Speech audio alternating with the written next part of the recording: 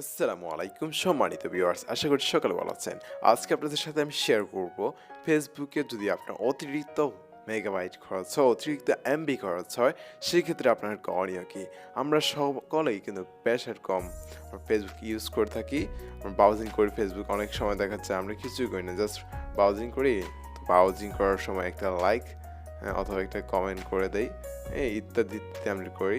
তো সেক্ষেত্রে দেখা যায় কি আপনার যখন আমরা ইউজ করি কিন্তু নর্মালি কোনো কিছুই দেখতেছি না, তারপরও আমাদের অতিরিক্ত মেগাবাইট এমবি খরচ হচ্ছে। তাহলে আমাদের করণীয় কি, আজকে আমি আপনাদেরকে সেটাই দেখাবো।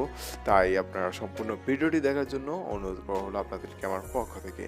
তো আরেকটি কথা, আপনি যদি আমার ইউটিউব চ্যানেলটি সাবস্ক্রাইব করে না থাকেন তাহলে এক্ষুনি করে নিন, পাশে থাকা বেল বাটনটি বাজিয়ে দিন, যাতে করে সবার আগে আমার ভিডিওগুলো পেয়ে যান।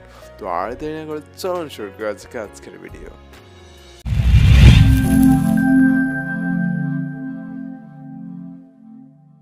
তো এই জন্য আমাদেরকে সর্বপ্রথমে আমাদের সেটিংস অ্যান্ড প্রাইভেসিতে চলে যেতে হবে। সো আমি এখানে ক্লিক করলাম।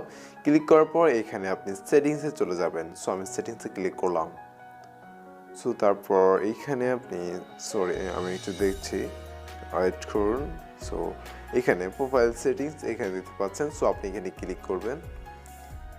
সো ক্লিক করার পর একদম নিচে আসবেন। নিচে আসার পর মিডিয়া কন্ট্রোল, সো এখানে ক্লিক করবেন। তো ক্লিক করার পর এখানে আপনি এই যে দেখতে পাচ্ছেন অটো প্লে অন। আমার ক্ষেত্রে আমি শুধুমাত্র অনলি ওয়াইফাই করে দিয়েছি। আপনার এখানে থাকবে mobile data and wifi connection.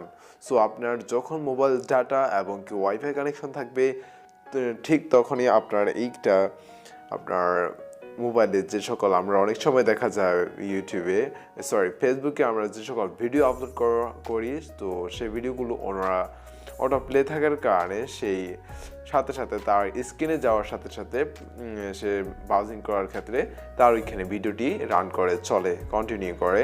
তো সেই ক্ষেত্রে কিন্তু ওই ব্যক্তির মেগাবাইট খরচ হচ্ছে। অর্থাৎ আপনিও যদি সেম ক্যাটাগরি অন্য কোনো ভিডিও দেখেন, আপনার নিজের মেগাবাইট খরচ হবে। তো এই ক্ষেত্রে আপনার মেগাবাইট, আপনার যে ভিডিওটির প্রয়োজন নেই সেটাও কিন্তু সেই ভিডিওর জন্য কিন্তু আপনার মেগাবাইট, আপনার এমবি খরচ হচ্ছে। সো এটি আমি চাই না যে আমি যে সকল ভিডিও তৈরি করব না, যে সকল ভিডিও দেখবো না, সো সেগুলো কেন আমার জন্য আমার মেগাবাইট, আমার এমবি খরচ করবে। সো আমি এই জন্য দিয়ে দিয়েছিলাম আমার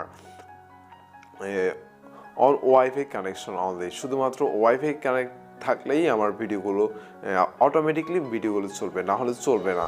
আর অথবা আপনি চাইলে সবগুলো ভিডিও বন্ধ করে দিতে পারেন। যেমন ধরুন এই যে never auto play videos, so এখানে ক্লিক করলে কোনো ভিডিও চলবে না।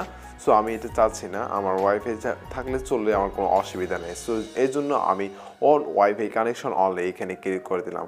তো আশা করি বুঝতে পেরেছেন, যদি আপনার ভিডিওগুলো অটো প্লে হয় সেক্ষেত্রে কিন্তু আপনার অবশ্যই আপনার মেগাবাইট অতিরিক্ত খরচ হবে।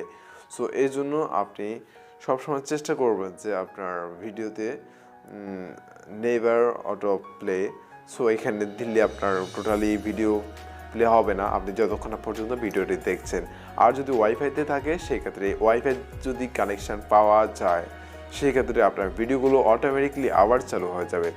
সো আজকের ভিডিওটি কেমন লেগেছে অবশ্যই কমেন্ট করে জানাবেন। আর একটি কথা, আপনি যদি আমার ইউটিউব চ্যানেলটি সাবস্ক্রাইব করে না থাকেন তাহলে এক্ষুনি করে নিন, পাশে থাকা বেল বাটনে বাজিয়ে দিন, যাতে করে সবার আগে আমার ভিডিওগুলো পেয়ে যান।